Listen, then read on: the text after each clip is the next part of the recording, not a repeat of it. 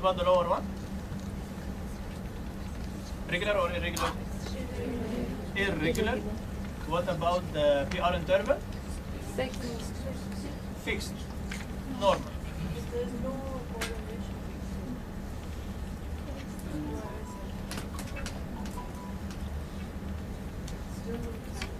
So is it fixed?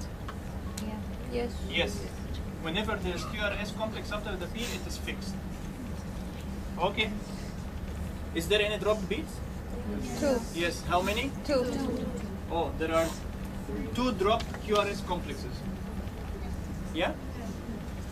So, any difference between this and this? The number of the dropped QRS complexes. So here there is only 1.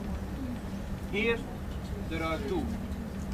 Which one may develop asystole more? Or ventricular standstill? The second one. Yeah? Because the AV node not only missed 1, it missed 2. It blocked 2 beats, so it can later on block 3, 4. Yeah. So we call this one high degree or high grade second degree Mobitz type 2. Okay. This usually happens with patients. For example, if a patient is coming with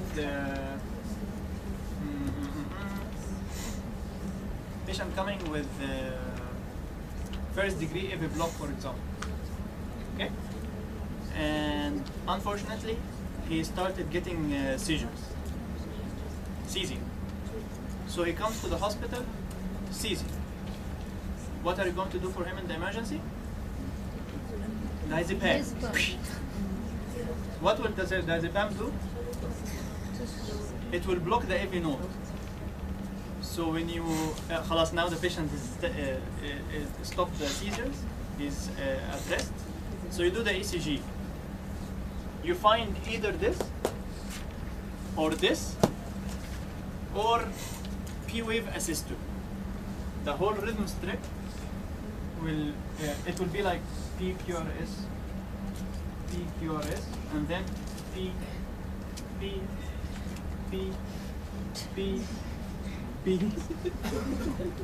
like this. What is it called? It is actually a systole. The ventricle is not beating. Yeah? And the systole, you get it from the ventricle. The pulse, you feel it from the ventricle. So this is asystole, but you have P waves. So we call it P wave asystole. Why it happens? Severe AV block, high grade AV block. So if a patient comes to the hospital with seizure, I recommend doing the ECG before giving diazepam.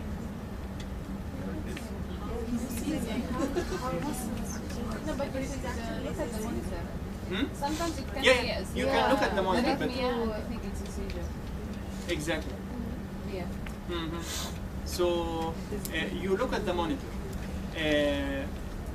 Actually, best option is to put the pads. Electrodes, maybe they will move. Yeah. But if you stick the pads, the incidence of artifacts will be less. Or if you put the electrodes, make sure that you put them on the bones, not on, like in the shoulder here. There is no much of muscle. If you are not that no, but even fat people, this part will not be covered with fat. So yeah, so if you put it in this area, yes, and on the ribs here, so this part you will not get artifacts of the muscle twitches. So better to do the ECG before giving the diazepam, because if you give the diazepam, you may induce this second degree AV block, high grade 1. So you will not know, okay, now the patient had a seizure, and because of the diazepam it worsened the AV, it made the AV block, or the patient had before this high-grade AV block, and it caused the patient some decreased the cardiac output to the brain, and the patient developed hypoxia and seizures. So which is which? Anyways, it doesn't matter with you in emergency. Refer to cardio and medical, and we will play together. Yeah. What will you give? Huh? What will you give? If I see such patient, I will just give atropine to increase the heart rate. If I give the atropine, the heart rate improves, seizure stops. So looks like this is because of the heart block. The heart block decreased the cardiac output to the brain, and the patient developed the seizure because of us, because of the cardio problem. But if the problem is upstairs, and you give atropine, it will not make any problem. It will not change the patient's seizures.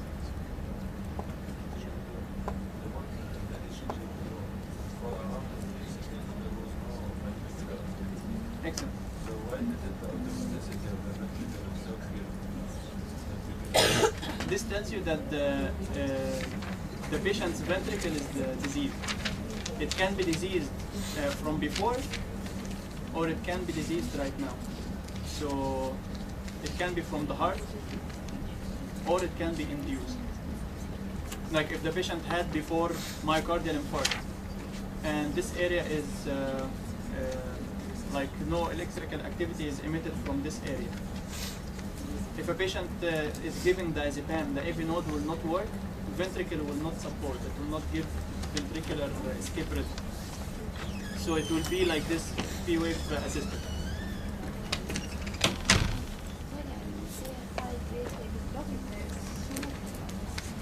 If there is more than one QRS block. Okay? And if in the rhythm strip you do not find any QRS complex, you call it P-wave assisted. What is the treatment for P-wave asystole?